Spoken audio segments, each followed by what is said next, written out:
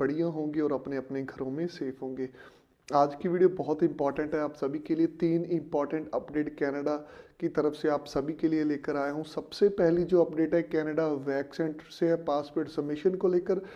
दूसरी अपडेट है ट्रैवलिंग को लेकर। तीसरी अपडेट है ओपन वर्क परमिट वालों के लिए। तो मेक श्योर कर लीजिए, अगर आप मेरे चैनल पर फर्स्ट टाइम विजिट कर रहे हो तो kindly subscribe my channel and press on the bell icon, because हमेशा कोशिश करता हूँ एक जेन्युइन एक ऑथेंटिक इन्फॉर्मेशन आपके साथ शेयर करूँ। हमारा व्हाट्सएप ग्रुप जिसका लिंक मैंने कमेंट सेक्शन में दे रखा है, प्लीज़ उसे ज्वाइन कीजिए। उसमें हम ऑथेंटिक और लेटेस्ट इन्फॉर्मेशन आपके साथ शेयर करते हैं। तो क्या है वो अपडेट्स, सबसे पहले बात करूंगा ट्रैवलिंग के बारे में। Important update Canadian high commission Canadian prime minister तरफ से आई है। आप यहाँ पर ट्वीट भी दे सकते हो। रिसेंटली कनाडा के जो प्राइम मिनिस्टर हैं जस्टिन ट्रूडो, उन्होंने ट्वीट किया है कि कनाडा आने वाले दिनों में जो ट्रैवल रिस्ट्रिक्शन है उनको इंक्रीज़ कर सकता है, उनके लिए कोई नई पॉलिसी लेकर आ सकता है जिसका ऐलान आने वाले दिनों में वो करेंगे। डिपेंड करता है कि वो ऐलान आज हो सकता है, कल हो सकता है, it's depend upon their thinking. लेकिन बेसिकली ये अपडेट है कि अगर आप इस समय कनाडा ट्रैवल करना चाहते हो, आपने फ़्लाइट की बुकिंग नहीं की, तो मेक श्योर कर लीजिए 1-2 दिन वेट कर लीजिए। अदरवाइज़ कोई न्यू ट्रैवल सेक्शन में कोई ऐसी अपडेट आती है जिससे आपका ट्रैवल करना डिफ़िकल्ट हो जाए तो आपका पैसा और समय टिकट का फ़्लाइट का दोनों ख़राब हो जाएंगे। तो मेक श्योर कर लीजिए। यहाँ पर आप ट्वीट देख सकते हो कि आने वाले दिनों में जो कनाडा है ट्रैवल सेक्शन को लेकर थोड़ा सा सख्त हो सकता है, बिकॉज ड्यू टू कोविड-19 का वहाँ पर जो स्प्रेड है वो डे बाय डे इंक्रीज़ हो रहा है। और काफ़ी सारी प्रोविंसेस ऐसी हैं वहाँ पर लॉकडाउन की सिचुएशन हो चुकी है, कहीं पर कर्फ्यू लगा है। और आपके बहुत सारे नेटिव वगैरह वहाँ पर होंगे, फ्रेंड्स रिलेटिव, जो आपको कंटिन्यूसली उस चीज़ के बारे में बता रहे होंगे।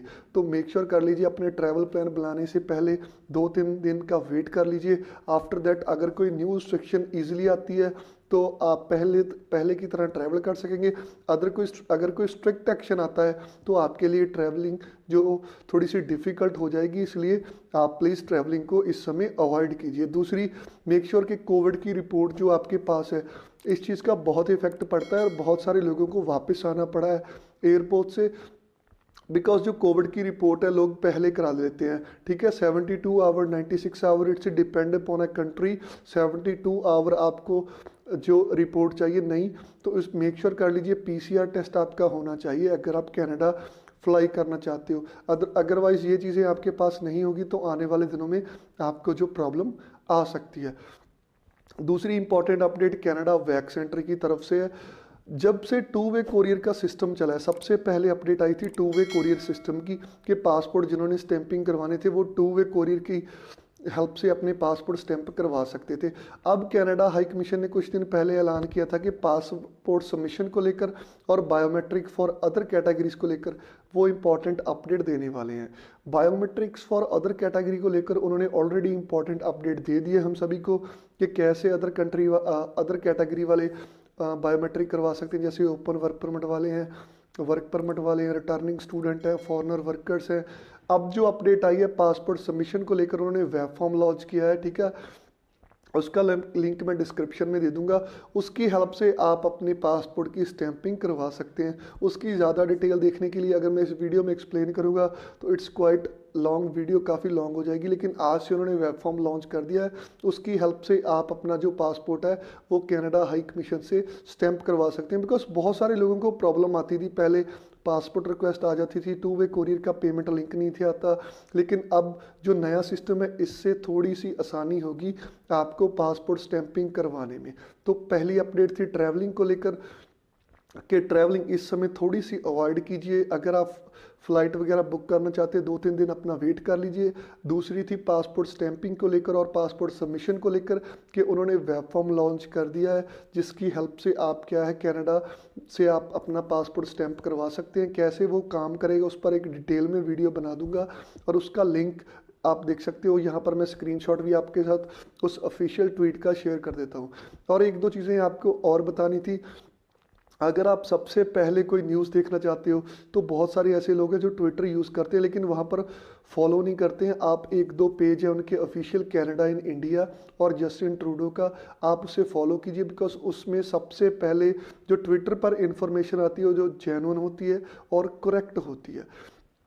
After that open work permit वालों की बात करना चाहता हूँ। इंडिया में ऑलरेडी बायोमेट्रिक स्टार्ट हो चुके हैं, आप अपनी बायोमेट्रिक इंडिया में करवा सकते हैं। लेकिन बहुत सारे लोग ऐसे पूछते हैं कि हमारी बायोमेट्रिक में कोई प्रॉब्लम तो नहीं आएगी।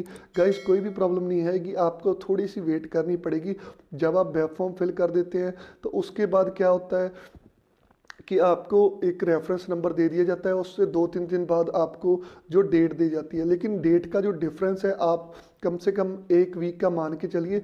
मोस्टली अब जो आ रहा है आने वाले दिनों में इंक्रीज होगा डिक्रीज होगा, वो डिफरेंट थिंग है। और ओपन वर्क परमिट वालों को और चीज़ बताना चाहता हूँ, एक बहुत सारे ऐसे कपल्स हैं जो इंडिया में हैं और उनकी जो वाइफ्स हैं ऑलरेडी इंडिया में हैं, या उनके स्पाउस है ऑलरेडी इंडिया में है, अपनी ऑनलाइन स्टडी कर रहे हैं। उनके लिए एक बेनिफिट की बात बताना चाहता हूँ। वो ऑलरेडी इस चीज़ को लेकर डिप्रेस्ड है कि अगर हमारा जो पार्टनर है इंडिया में ऑनलाइन स्टडी कर रहा है, जब वो कनाडा जाएगा उसके बाद वो 1 सेमेस्टर कंप्लीट करेगा, तब जाकर हमारी जो फाइल है हाई कमीशन में सबमिट होगी। लेकिन यहाँ पर एक चीज़ क्लैरिटी देना चाहता हूँ आपके लिए, एक गुड न्यूज़ ये है कि अगर आपका पार्टनर इंडिया में स्टडी कर रहा है, ठीक है, तो उसका वीज़ा भी आया। वैसे मोस्टली स्टूडेंट जिनका वीज़ा आया हुआ है उन्होंने ऑलरेडी कनाडा के लिए फ्लाई कर लिया है। अगर आपका जो पार्टनर है वो ऑनलाइन स्टडी यहाँ पे कर रहा है और आने वाले दिनों में उसका 1 सेमेस्टर कंप्लीट हो गया है, ठीक है, तो उसकी पासपोर्ट रिक्वेस्ट आ जाती है, वो कनाडा चला जाता है। जब उसका वीज़ा आ जाएगा then you can apply your file, because 1 semester बाद जो डिपेंडेंट हैं, ठीक है, वो अपनी फ़ाइल अप्लाई कर सकते हैं। इसमें कोई डाउट नहीं। पहले भी ऐसा ही होता था, जब एक पार्टनर कनाडा चला जाता था तो बहुत सारे दूसरे पार्टनर को 6 to 8 मंथ का वेट करना पड़ता था, वो अपनी एप्लीकेशन लॉन्च कर देते थे। लेकिन इंडिया में ये बेटर अपॉर्चुनिटी है आपके लिए, बिकॉज एक तो आप अपने स्पाउस के साथ टाइम स्पेंड कर रहे हो, ये एक जेन्युइनिटी है रिलेशन में। क्योंकि बाद में जब रिफ्यूज़ल आती थी तो बहुत सारी प्रॉब्लम्स आती थी, लोगों को रिलेशन में जेन्युइनिटी प्रूव नहीं होती थी, मैरिज को नहीं माना जाता था।